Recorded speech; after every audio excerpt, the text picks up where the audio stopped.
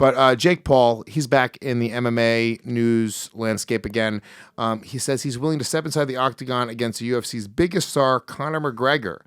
This is a tweet from Saturday. Dana White, since you like me now, how about a one-fight UFC deal to fight Conor? If I win, you agree to my UFC fighter pay and healthcare proposal.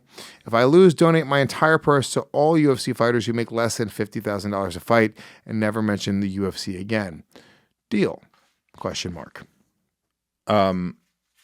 Okay, so my thoughts on this offer is that it's classic Jake Paul, and you got to admit he's great at doing what he's doing. This is not a real offer. This isn't actually an offer. There's nothing in it for Dana White. Yeah. Oh, if you lose, you pay all of his fighters and act like you're their big dog and you paid them all because he doesn't pay them enough. Yeah. There's no benefit. And if you win, he has to change his entire business model. There's no offer, but it is. This Jake is when Paul getting in the news This is when again. a lightweight says that he'll fight Francis Ngannou. Do you? This is the exact same. Like it's like yeah. You sound like the fucking man, and you get to go like, oh look, I'll fight any man on the earth. I'll fuck up Francis Ngannou right now. It's never going to happen. So it's a safe bet to kind of go out there and go out on your shield on. Do you remember there was this happened with Conor McGregor, and I feel like it's happening too a little bit with Jake Paul. There was this jumping the shark moment, just in terms of like the respect.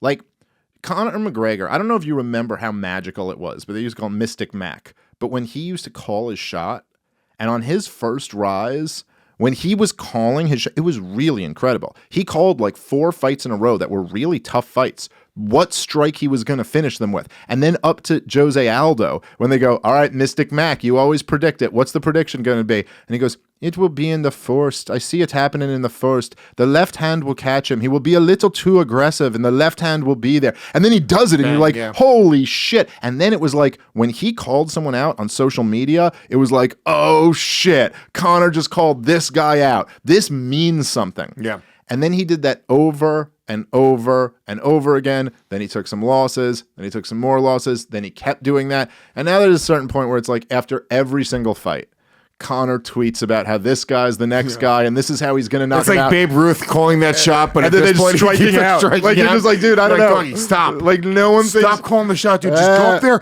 and hit a single. And even if you hit it there, now it just kind of seems lucky. It's like, well, I guess eventually he was going to hit a home run over there. It's just, and Jake Paul doing this thing, it's like you keep your name in the news over and over and over, but eventually, I feel myself, maybe I'm projecting this onto others, being like, all right, dude, are you going to fight someone? Like, I mean, listen, you knocked out Tyron Woodley. I'm not saying that's not impressive, but like, you're going to box a boxer or MMA fight an MMA fighter? Like, what are we doing? He almost shouldn't, right? Maybe not. He can continue to make millions of dollars off of calling this bullshit shot over and over again. Maybe. Then more power to him. I respect it in a weird way, right? But this very clearly, this move where he's sort of putting these things, it is so clearly a positioning thing where he goes, look, everyone, I'm great. I'm a hero. Look what I'm doing. But there's no substance to it. There's no way that Dana takes the deal. Well, you could start an organization and pay fighters a good amount. What's you don't the point? Yeah. What's the point of coming in and putting up this bullshit proposition? Actually give a proposition that's real. Say, Dana White, I'm going to come in and fight in the UFC, and I will donate half my purse to the other fighters who will do it. Let me just do that. Come and say that. Everyone would go, wow, okay. Why wouldn't Dana White take that deal? Yeah. Unless he'd be like, no, I don't want to give you that shot. Or even better than that. I feel like Jake showed his ass.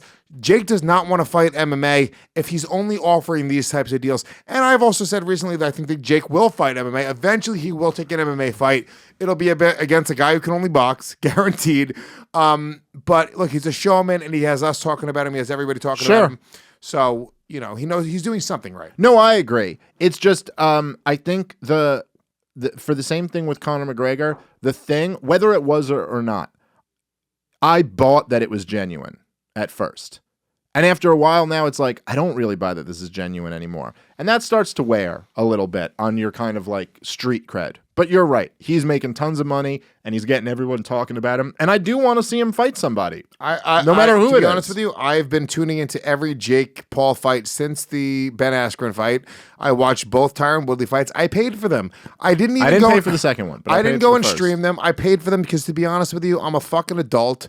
And it was more annoying to have to click through the X's of these like fake streaming sites than it was to pay the $50 for I the also, at a certain point, as you said before, we don't have money like some people we know and shit. But I'm enough of an adult that it's like, if I'm going to sit here and watch something for an hour and it costs $50, I'll just pay the $50. It's just not that much. I just I'll just go, okay, fine. That's what they're charging. It just seems like the right thing to do. Yeah, And well, that's the other thing is like I have a platform in Gas Digital. Shout out to GasDigitalNetwork.com. If you guys love this show, make sure you guys subscribe at Gas Digital. Use the promo code YOMMA.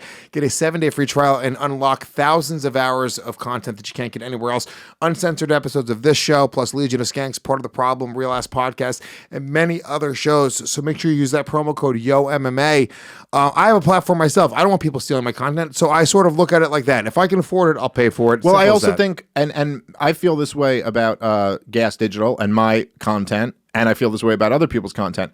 As someone who's been dead broke before, I get being dead broke and doing whatever you got to do to just watch it because you really want to watch it. But when you're not dead broke, it seems like it's almost on me to pay for it. Well, I'm to kick back paying for those people I'm who like paying the are dead 75 broke instead of the 50 So- for all because- the dead broke people. Exactly, and so they can watch it too. And, like, and by the way, like- when I was a young buck, and I would do anything to get it. I would change the late. We would go and take UFC videos. suck a dick in an alley if you had to. We would take UFC DVDs from the Virgin Megastore in Times Square, and I would take like from the $2 bin. I would take the labels and I would change. I the would stand labels by on them. security nervous. Like, I can't believe he's doing this again. And I remember for MMA, specifically MMA DVDs, Pride and UFC DVDs, like changing the labels. Oh, hey, I found this Pride 5 set for $2.99. I know. I thought it was crazy too. That's Anyway. weird. That's weird. What? It's weird it says socks on the That's weird price that it tag. says a Geraldo single.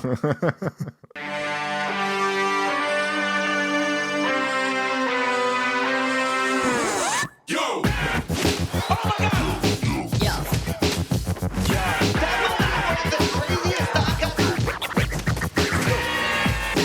Yo!